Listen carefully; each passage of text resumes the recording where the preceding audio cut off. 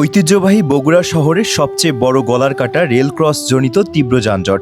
বছরের পর বছর ধরে চলা এই জনদুর্ভোগের অবসান ঘটিয়ে অবশেষে শহরকে সম্পূর্ণ যানজটমুক্ত করার এক মহাপরিকল্পনা হাতে নিয়েছে সরকার।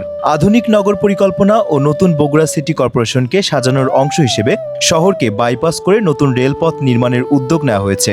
স্থানীয় সরকার প্রতিমন্ত্রী মীর শাহে আলম রেলপথ মন্ত্রণালয়ের পাঠানো এক আধা সরকারি পত্রে এই ঐতিহাসিক রূপরেখা তুলে ধরেন।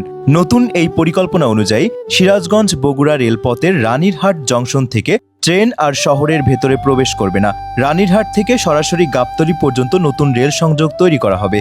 এর ফলে কাহালু থেকে বগুড়া শহর হয়ে গাবতলী পর্যন্ত বিদ্যমান রেলপথটি সম্পূর্ণভাবে অপসারণ করা হবে। আর এই অপসারিত রেল লাইনের জায়গায় নির্মিত হবে আধুনিক 4 লেনের মহাসড়ক। তবে প্রশ্ন থাকে, বর্তমান রেল স্টেশনটির কি হবে?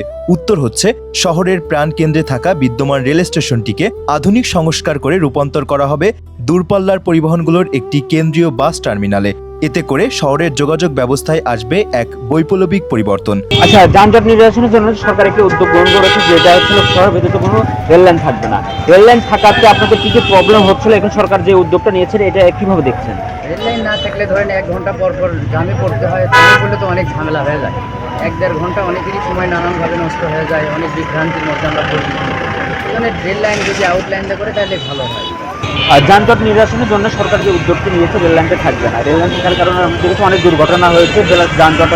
এই বিষয়টা আসলে কেমন দেখছেন বা কীভাবে দেখছেন? এটা একটা ভালো উদ্যোগ সরকারের। এখানে রাস্তার মাঝখানে সাতমাথা থেকে মাটিডেলি পর্যন্ত একটা গুরুত্বপূর্ণ রাস্তা। এখান থেকে প্রতিদিন অনেক দূর যাতায়াত করে, মাঝে মাঝে এখানে দুর্ঘটনা ঘটে। বরং এখান থেকে যদি রেল লাইনটা রাস্তার বাইরে সরিয়ে নেওয়া হয় তাহলে ভালো হবে এবং অনেক দুর্ঘটনা থেকে আমরা সবাই নিরাপদ এবং যাতায়াতের জন্য ভালো হবে, সুবিধা হবে। প্রতিদিন বগুড়া শহরের ভেতরের গুরুত্বপূর্ণ 7টি রেল ক্রসিং এর কারণে ঘন্টার পর ঘন্টা স্থবির হয়ে থাকে জনজীবন। প্রতিমন্ত্রী মীর শাহে আলমের এই ডিও পত্রের পর রেলপথ মন্ত্রণালয় ইতিমধ্যেই উন্নয়ন প্রকল্প প্রস্তাব বা ডিপিপি প্রস্তুতির প্রাথমিক কাজ শুরু করেছে।